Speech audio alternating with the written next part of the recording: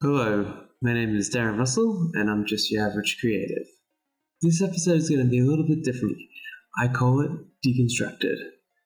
After every interview, I plan on having a little chat with you guys directly, just me and the camera, talking about what I learned from the interview, what I think are the key takeaways, and like in the case of this one, talking about what I learned about recording a podcast and what I think I will do differently and all kinds of stuff like that. And how terrible I am at this. Alright, so let's, without further ado, get stuck into it. The main thing I got from interviewing Rudy was like, how important it is to just have connections with people.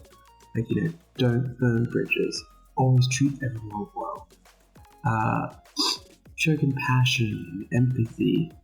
Just like simple stuff, but it has catapulted him to where he is by just treating people nicely. It's pretty crazy, but it gave him an opportunity to grow an audience by working with the people at the magazine that he worked for, doing photographic work, and then that opened up the possibility to work with other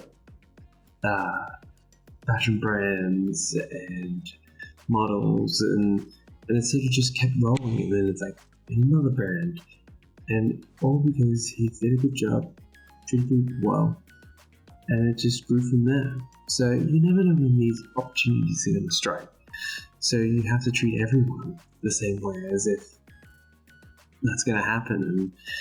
And the other thing is not to treat people just because you think you're going to get something out of it, but just because it's the right thing to do.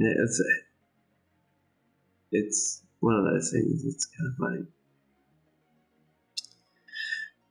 And with all this, everything going on right now with the coronavirus, I'm currently in week 2 of working from home and stuff like that. I was actually sick last week. So kind of a little bit stir crazy, a little unkept, but keeping it together as much as possible right now.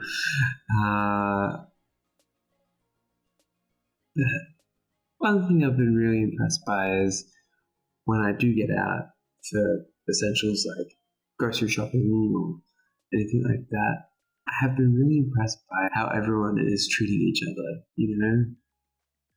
I'm seeing empathy, I'm seeing patience, seeing kindness, it's not like every person for themselves, and it's awesome.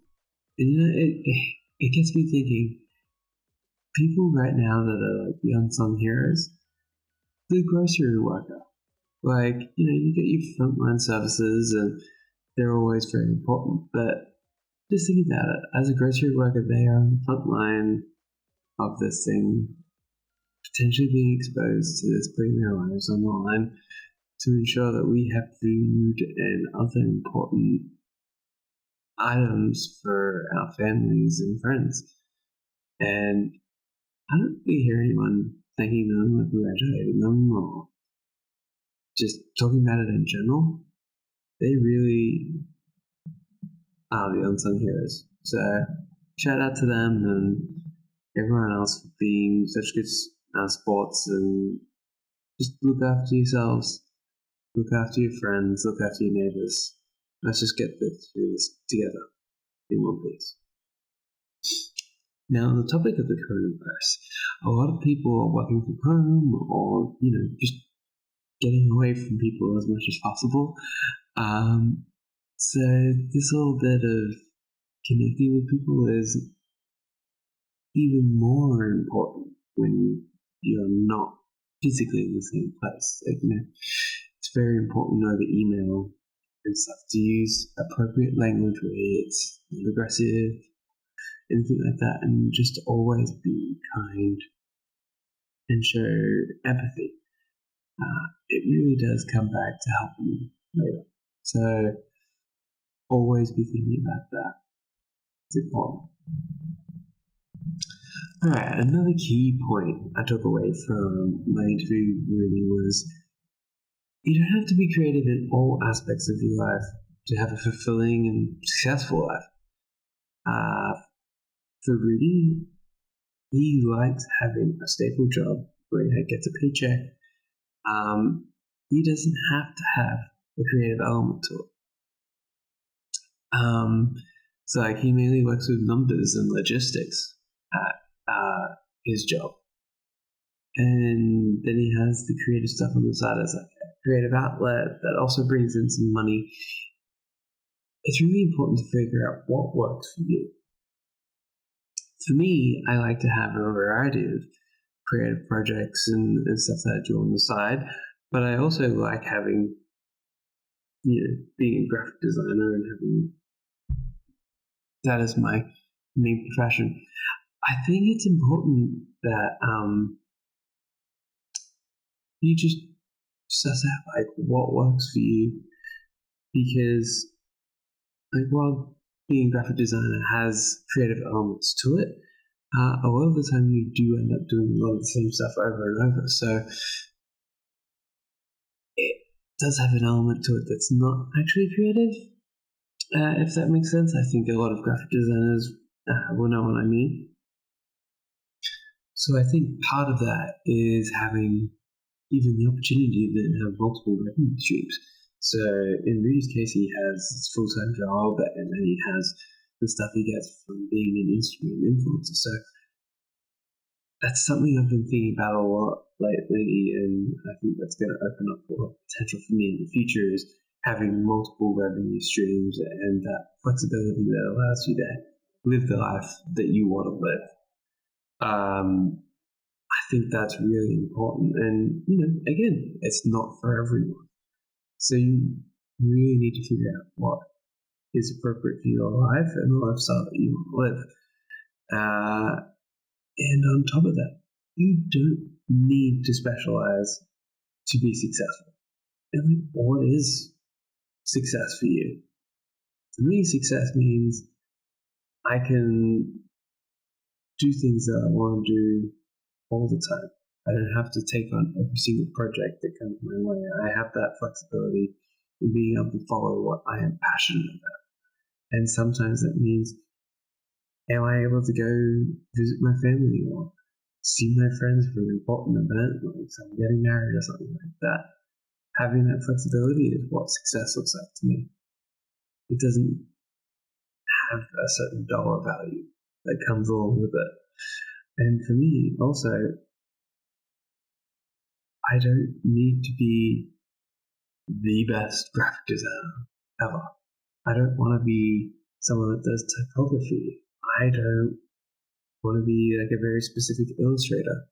Like, I love so many elements of creativity, like writing, drawing, illustration, design, logos, like everything. I like too much, and I feel like I'm on my way to becoming what I think is successful for me, and I haven't specialized.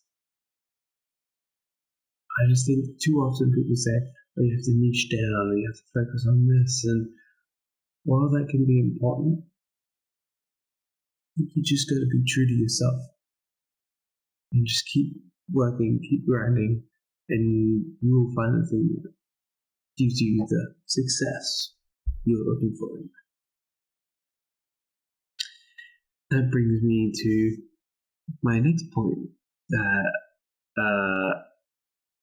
I think that I gathered from my interview with Rudy was knowing yourself, figure out what you like, what are you passionate about, and when you're passionate about something, it's so much easier to be motivated to do the work that you need to actually be successful. Being motivated to work out, it makes it easier to get up at 5 o'clock in the morning to go for that run or go to the gym. stuff like that. And knowing yourself also allows you to know where's your comfort zone, where do you sort of feel most comfortable, and in knowing yourself, knowing your boundaries, knowing your comfort zone allows you to then go outside of that and to push yourself to achieve things that you didn't even think was possible. And everyone learns different. You might find, like Rudy did, that you don't like to be taught things directly. You like to self-teach, and you like to do tutorials online. Or you could be like me, where I think I learned quite well in the classroom, and I like some direction, but I'm also very self-directed in my learning. So I sort of figured out that I learn by doing. So I need to do stuff. I just need to take action. Whereas someone else likes to read a lot. Everyone's different, and you got to find out what works for you so that you can be the most successful you can be. And another thing that some people need, or that opens up a lot of opportunity to some people, just like Rudy, was surround yourself with people that are creative or that are doing what you want to do. Because in Rudy's case, he got to act in a music video for one of his friends. That's something that's not going to come up if you don't have other friends doing creative work as well, or whatever else you want to do. If you want to get into business, having people around doing businesses, you'll learn so much from just having them around. So depending on what you're trying to accomplish, having people around doing what you want to be doing will present opportunities just by happenstance of being there. So keep that in mind. So what did I learn from my first podcast? Well, first of all, my setup was crazy hard. I had all these different bits and pieces to try and make it easier to record and get the best quality out of it, but really, the quality didn't end up being super amazing. And it was super challenging. I think I spent 15, 20 minutes just double checking every single thing. And thankfully, Rudy was very patient with me. It sort of helped me having a guest that I knew. And it's sort of by accident. My first three guests, it kind of go in this order. It was Rudy, who I worked with, that I knew. Then the second person was someone I was introduced to and I had spoken to once before. But really, we hadn't spoken in 5 years. But it's still kind of a lukewarm-ish introduction. And then my third guest is a complete stranger, never talked to her before. It was off a random email. She thankfully agreed, and it went so well. But it's I think that's one thing, in retrospect, looking back, I'm so glad that I sort of ran my way into interviewing, because, man, I'm rusty. Yeah, I really take a while to warm into the first episode and the recording, and even on this one, the solo podcast. It's just I'm hoping that I get better and better at this over time, so that you don't have to deal with such terrible content all the time. But yeah, so that's one of my focuses, I think, from working on this podcast, is to just improve my flow and getting warmed up a lot quicker than I especially did in the first few episodes. One thing I technically changed in my first episode, I recorded using Skype, and just mainly Skype. But I've moved to recording with Zoom, mainly because when it records, it provides two separate audio channels and the video in good quality and automatically switches between the two guests, which is spot on. It's like, I don't need anything else. And I mainly got that from listening to Andrew Warner of Mixergy, because he explained all that, and I'm like, oh, that's perfect. So I decided to go with that. And I also use Zencaster as like a secondary audio backup. The problem with Zencaster is if you cut off partway through a podcast, there's no backing up. So I had so much technical difficulty on my second podcast. And like my computer lost battery in one, and I just lost all that audio. But Zoom's really good at not losing that. It just stopped where it was and was like, yep, and was able to export the whole thing. So I was like, whew. Whereas I lost that whole episode and I would have been devastated. So I'm learning what works best for what part of the podcast. And something I would like to do different in the future is buy a microphone. Right now I'm using the microphone built into my Logitech webcam. It's better than the basic, but not the most amazing. I'm doing some post-production to improve the audio quality, and that's why it's a little bit all over the place. It's like sounds different depending on the recording, because I can't produce it exactly the same each time. So that's something I want to improve, because it's a podcast. Audio is pretty important. At this point, I don't want to spend the money, and I'm hoping that over time I can prove that this is something I want to continue doing, and that I can invest the money to sort of improve it, which would be good. One thing that I found when going back through is I missed a pretty good question for Rudy, which was, he did a job for Apple. How did I miss that? He did a gig for Apple, and I just missed that follow-up question. So, you know, I'm going to chalk that up to nerves, and also I expect that to happen many, many times. But all I can really do is prepare as much as possible for each interview, and hope for the best. Like, I want them to flow, so I don't want it to be super robotic and have lots of different questions, very specific.